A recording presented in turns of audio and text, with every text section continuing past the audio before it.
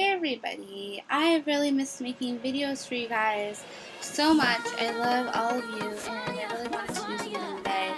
And, just have like a conversation. I want to start doing more videos, maybe that aren't necessarily like tags or me just vlogging, but maybe like giving some kind of like concrete advice or, talking about things that I've gone through and how I've learned from that and, just kind of talking about things that kind of affect everybody, no matter who you are, no matter if you're into like social justice, feminism, sports, I don't know, whatever you're into, it doesn't matter. Like we can all kind of come together and congregate and talk about these things because these things are kind of a part of the human experience. Today I'm going to be talking about how to get yourself out of a funk. And there's no like concrete answer. I can't tell you do all these things and you'll be cured. You will be out of your depression or just feeling like bleh. Because I know like sometimes I feel like that, especially after I've gone through like a really emotional experience or just something really hard, I tend to just kind of feel like blah. Like I don't really feel creative, I don't feel inspired, I don't like feel the will to work, I don't feel like I want to go out and have fun. I just kind of want to wallow and just kind of like watch Netflix all night. Generally for like one day of self-care, and then you need to figure out what you're gonna do and kind of create a little plan of action, because if you don't do something, then your emotions are going to be controlling you, and that's not good. You don't want your emotions to be in charge of you. You want to be in charge of your emotions and able to deal with them. So here are like 5 little tips that I have to help you get out of a funk, to help lift your spirits.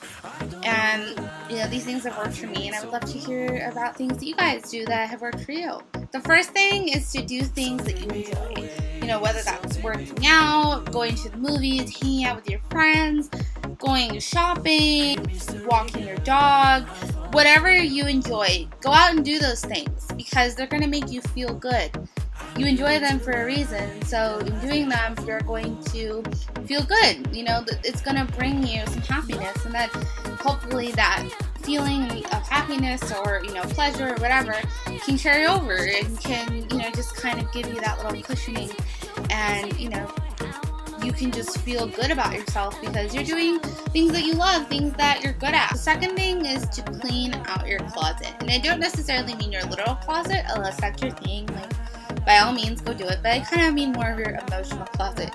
Think about, why you're in this funk. Like, what has caused you to be here? Maybe it's just like a lack of creativity. Maybe at this moment you're just not inspired, but maybe there's a reason, like I was talking about, if you've just gone through a really hard time, or you just had a breakup or something like that, and there's kind of like a reason that you're going through this. Maybe you take a look at what's in your life, the people that are in your life, the things that you're doing, the jobs that you have, the family that you surround yourself with, and that doesn't even necessarily mean your biological family. Like look at what is in your life and what's in that picture, and think about in that picture what is causing you pain, what things are causing you distress, what is there that is not happy and good, and think about those things. And some of those things you may not be able to get rid of. And some of those things, there might be a lot of complicatedness. They might make you happy, but they also might make you sad. And like look at that and think about if it's worth it to keep it in your life.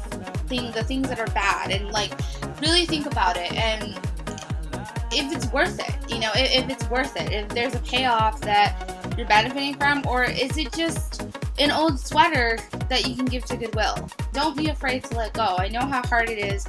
We get so attached to people and things in our life, and it can be just really hard to break it off. But it can feel so good, and you will get past it, and you will move on. The third thing is to try something new. Sometimes you just kind of need a spark of inspiration. You just need something to get you going. And trying new things, there's so much science that shows that your brain is like really, really excited when you try new things. And trying something new is always a really good thing. Just do, even if it's something simple, like, I don't know, trying a new restaurant. It doesn't necessarily have to be something huge. Just go out and do something new and just, experience new things, and don't necessarily be stuck in your old patterns. Because I know sometimes my funks are just based on like just very lackluster stuff going on in my life, and like trying something new and putting a little zest into things can often really actually work and really help you to see things in a new way. The fourth thing is to sleep. I know that, you know, sleep deprivation and me do not mix well. And in terms of like science, you know, science shows that sleep deprivation can really cause you to experience like negative emotions and emotional imbalances sometimes. I'm cranky when I don't get enough sleep, you know, like I don't feel good when I haven't gotten like 8 to 9 hours of sleep. I've always tried to deny that and say, no, I can, you know, train my body to live on 6 hours. And I mean, I can if I really want to, but it means I'm going to get more migraines. It means I'm not going to feel as good. I'm going to feel sluggish. It's going to be hard for me to focus, you know, like focus on the things. I'm going to be so tired. So I take care of myself by knowing I need to get enough sleep. And, you know, so I've accepted it and I don't really try to fight it. I know that I need 8 to 9 hours of sleep, and I get that sleep. Take naps. Try to take a nap. That can be really great for a little energy boost. It's like a half-hour quick little nap. So, you know, maybe you can't get as much sleep as you would like to, but maybe just, you know, even during like your break at work, just take a little quick cat nap. And, you know, that can really help to boost your energy and make you feel better. Last thing is to get your creative juices flowing. Sometimes you just really need to put your energy into something that's creative and productive. So, you know, like whatever you like to do that's creative, or try something new creative. You know, do step 3 and 5 and, you know, paint, or, I don't know, write something, dance, create a short film, make a YouTube video, whatever it is that is creative that you enjoy doing, and that just like, you know, you just feel like so good when you're doing it, and you just feel like so inspired. Because I know, like when I paint, I feel more inspired and creative after I'm actually done painting versus when I'm doing it. Just something creative, and just try to really get your juices flowing and work on something that makes you feel good. Because I think, you know, when we're getting too much into the like, I'm gonna sit around in my sweatpants, watch Netflix, that actually can make you feel worse, because you're going to get into this slump of unproductivity and you're not going to be motivated.